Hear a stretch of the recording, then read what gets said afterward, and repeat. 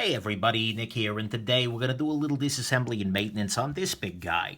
This right here is the Kizer Kala, which is by Matsuoka. I forget his first name. I want to say it's Matt Matsuoka, but maybe I'm making that up.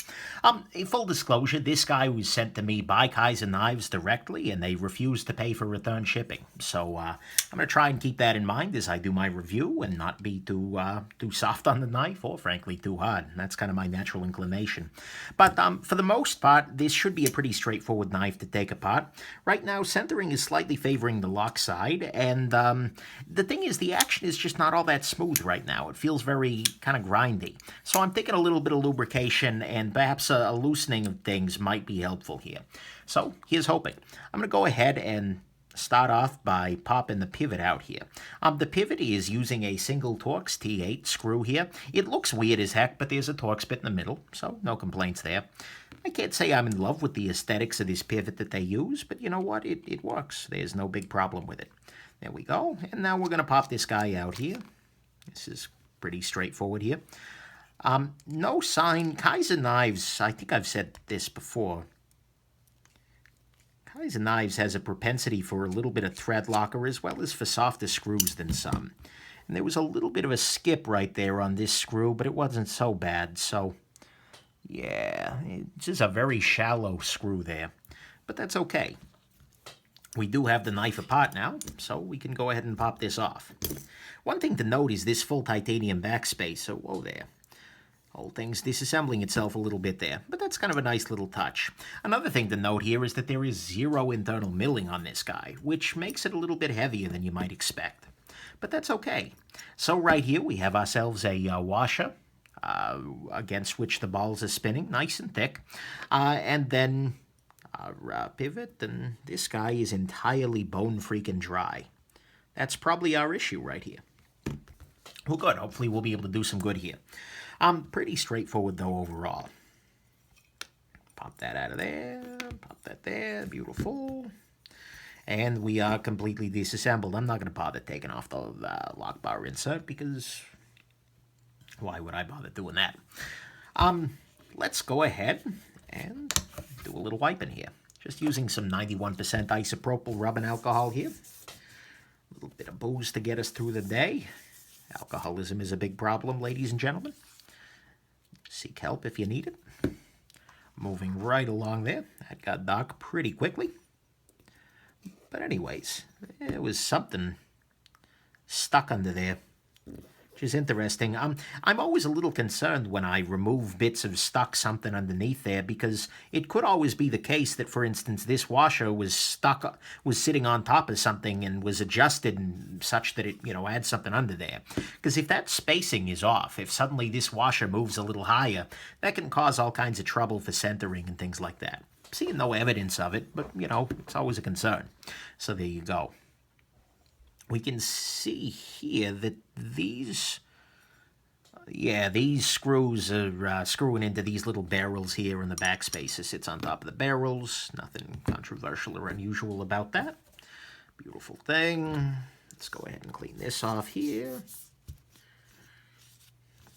Very unornamented on the inside of this knife. This is a larger knife, and so it's not super surprising. Anytime that you try and do a larger knife at an inexpensive level, you're going to cut corners somehow, and so the lack of internal milling is, I can't say super surprising to me. This guy. Clean that off. Now we'll clean off the blade here.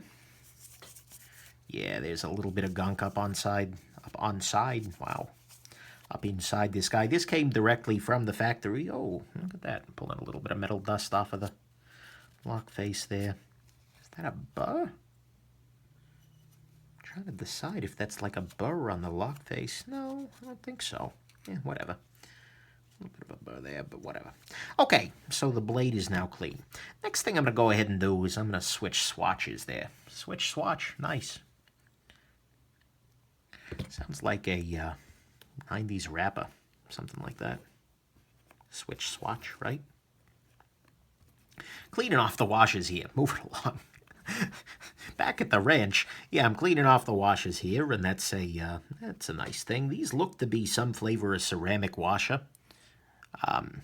I'm sorry, ceramic bearing, that is, that are mounted in some sort of a washer. Looks like a plastic of some variety, Delrin. Because that's definitely not a metal. But, you know, hey, it's all good. Ceramic bearings are one of those things that's nice. They tend to be a nice thing, and actions tend to be improved by them. But at the same time, I can't say it's something that I'm yet of the opinion. You know, I see people out there on YouTube and whatnot saying, "Oh my God, it doesn't have ceramic one." Like, yeah, they're okay. Like the Booz Arrow is a knife that I got the opportunity to try on both regular and ceramic bearings, and you know what? It was fine in both cases. You know, the ceramic maybe made things, you know, 2% smoother or something like that, but, you know, not in any meaningful sense that I would miss particularly. But it's always nice to see here. My impression is that that's just becoming the default at this point. Now that ceramic washes or bearings, that is, are a thing, then there's no reason not to. The lock face looks carbonized, but you know what? I'm just going to put a little bit of Sharpie on there because, you know, it can't hurt anything and it might help. Go ahead and do that there. Beautiful. Oh, and I need to clean off my pivot, which again has been running dry. Not a beautiful thing. I mean, nothing's injured. And some people believe that you should be running these things a lot drier than I do. Every time Bird of Frankie and Birdshot IV channel, and I talk, we always joke about the fact that I over-lubricate the world, basically. But is it so wrong to want my world lubricated? So, okay, one thing to point out here is that, sorry, is that there is actually a subtle D shape on the top of this pivot, which means that you're going to need to make sure that the pivot is in the right position to reinstall this scale. And you can't put the untooled side of the pivot on the presentation side, which might bother some people, I guess. I don't care. But whatever. There we go. I'm going to use a little bit of nano oil on here. This is I've talked about this stuff a bunch. It's a knife oil. It works better than anything else I've ever tried. A lot of people get on my case for using it because there were some interesting claims made on the nano oil website that I don't necessarily believe. You know, so they think I'm, you know, selling snake oil or something. I'm not selling it. There are other things you can use just as easily. Dewa real oil comes to mind. Or even, what is it, 3-in-1? Yeah, or is it 4-in-1? I remember how many go into the one, but nonetheless, that's another option. But it's good stuff. It is the best blade lubrication that I've personally found, which is why I keep using it. So there we go. But don't overinterpret my recommendation. Okay, next thing I got to put in there is a stop pin. That goes into this little hole inside this stop pin track. One thing I will highlight is just how thick this stop pin, how thick the blade is around the stop pin track here. Gives it a little bit more beefitude, if you will, to use the technical term. So go ahead and clean this up, and I'm going to go ahead and drop the bearings onto here, which is good. Just trying to distribute that oil onto these bearings. This is running a little wetter than it may need to. I forgot a step. Oh, look, ceramic detent ball. This little guy here is it's metal rather than I'm sorry, it's ceramic rather than metal, rather than steel, which is kind of a nice thing. You know, detent ball wear is something that's not very common, but, you know, it's nice to avoid it if we can, right? Alrighty. And, you know, it's plenty lubricated. Drop that onto there.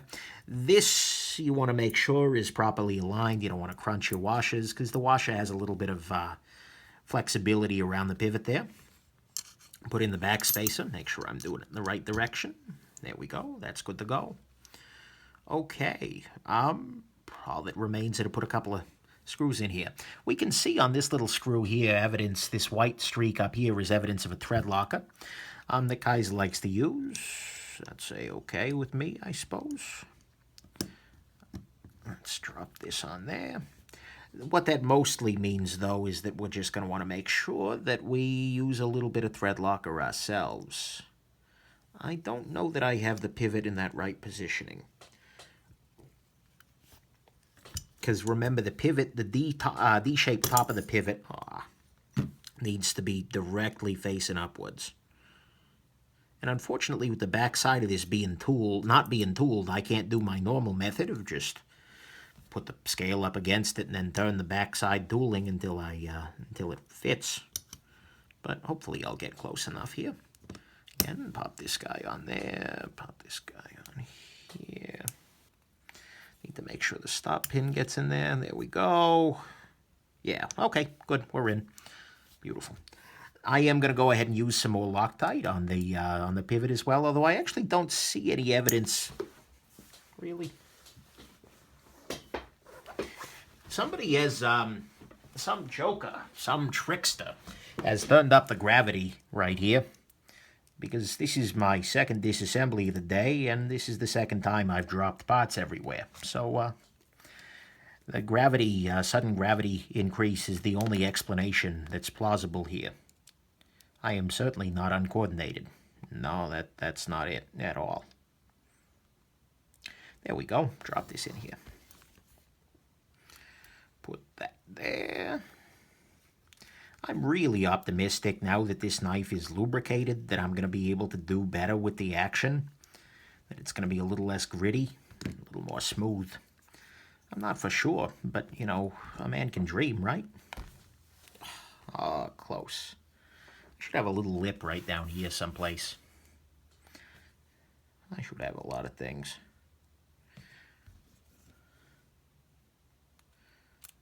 Or maybe I should just be coordinated so it's not a problem. Asking too much.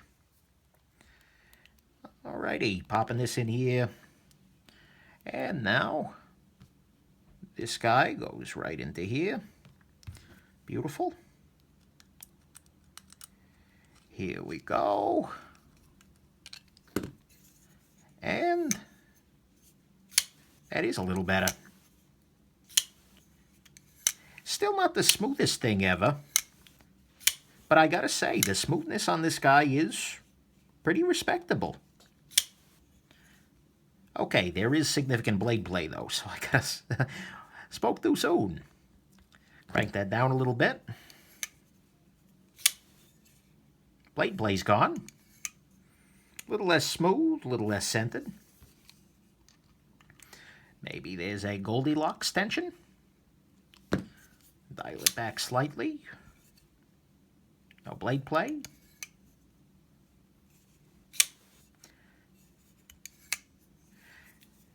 And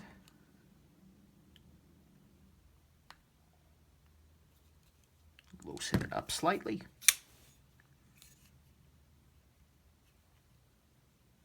If there is blade play, it's not enough that I care. All right. Centering is not perfect, I'll say that much. Let me try and make it so. Let me try and get it perfect real quick, because why not? What do I have that I can use for this? Whatever do I have? Here we go. This is a desiccant packet. That'll do the trick, right? Came with a Kershaw link, as a matter of fact. All I'm doing is I'm putting something on this side of the blade to kind of push it in the direction I want to go. Then I'm going to reduce the tension on the blade, and then I'm going to lock it back down again, just to see if that kind of helps. There we go. Oh, no, not quite there yet. I got blade play.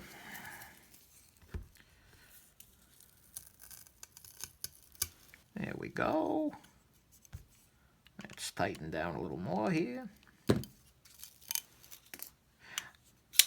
One of my concerns always, when I accept gear straight from manufacturers, which is very seldom, actually, come to think of it, Kizer is the only brand who's ever sent me gear directly. Well, that was a flashlight. But anyways, one of my concerns whenever that happens is that they're sending me perfect gear, that they're sending me stuff that's been quality controlled within an inch of its life and is completely unrepresentative of what comes off the shelf. I have to say, I do respect the fact that Kizer has sent me this knife, because this knife is not perfect. The centering is not perfect. The action is maybe a little gritty.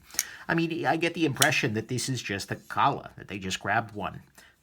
goes nice on this. Anyways, that they just grabbed one off the shelf. This is not a, you know, overly well done version. So, I don't know. I mean, maybe this was the best one they had, in which case that's frightening. But still, it's always at some level good to see a little bit of an imperfection.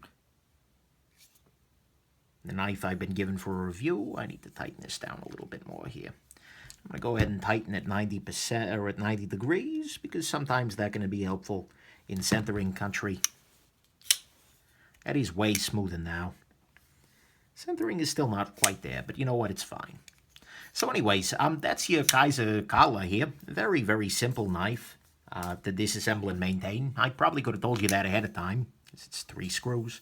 But it is nice, and although it's not perfect, at some level that imperfection is somewhat reassuring. Kizer's not just trying to put one over on me. Or they're very, very clever. I don't know which. But either way, hope this has been interesting to you, and, well, have yourselves an absolutely wonderful rest of your day. Bye now.